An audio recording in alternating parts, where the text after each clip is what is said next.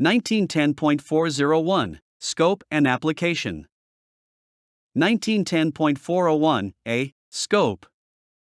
1910.401a1 This subpart, standard, applies to every place of employment within the waters of the United States, or within any state, the District of Columbia, the Commonwealth of Puerto Rico, the Virgin Islands, American Samoa, Guam, the Trust Territory of the Pacific Islands, Wake Island, Johnston Island, the Canal Zone, or within the Outer Continental Shelf Lands as defined in the Outer Continental Shelf Lands Act, 67 Stat. 462, 43 U.S.C. 1331, where diving and related support operations are performed. 1910.401a2 This standard applies to diving and related support operations conducted in connection with all types of work and employments, including general industry, construction, ship repairing, shipbuilding, shipbreaking, and longshoring. However, this standard does not apply to any diving operation. 1910.401a2I through 1910.401a2-3 performed solely for instructional purposes, using open circuit, compressed air scuba, and conducted within the no decompression limits. Performed solely for search, rescue, or related public safety purposes by or under the control of a governmental agency, or governed by 45 CFR Part 46, Protection of Human Subjects, U.S. Department of Health and Human Services, or equivalent rules or regulations established by another federal agency, which regulate research, development, or related purposes involving human subjects. 1910.401a2-4 defined as scientific diving and which is under the direction and control of a diving program containing at least the following elements. 1910.401a2-4 A diving safety manual which includes at a minimum procedures covering all diving operations specific to the program, procedures for emergency care, including recompression and evacuation, and criteria for diver training and certification.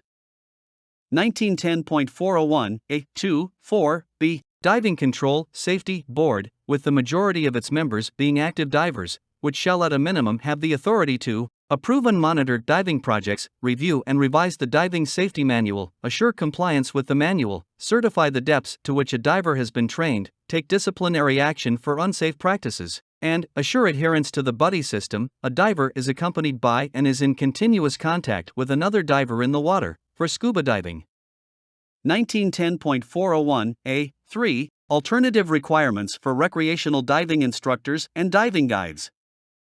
Employers of recreational diving instructors and diving guides are not required to comply with the decompression chamber requirements specified by paragraphs B2 and C3 of Section 1910.423 and paragraph B1 of Section 1910.426 when they meet all of the following conditions. 1910.401a3I through 1910.401a3 The instructor or guide is engaging solely in recreational diving instruction or dive guiding operations. The instructor or guide is diving within the no decompression limits in these operations. The instructor or guide is using a nitrox breathing gas mixture consisting of a high percentage of oxygen, more than 22% by volume, mixed with nitrogen. The instructor or guide is using an open circuit, semi-closed circuit, or closed circuit self-contained underwater breathing apparatus, scuba, and the employer of the instructor or guide is complying with all requirements of Appendix C of this subpart.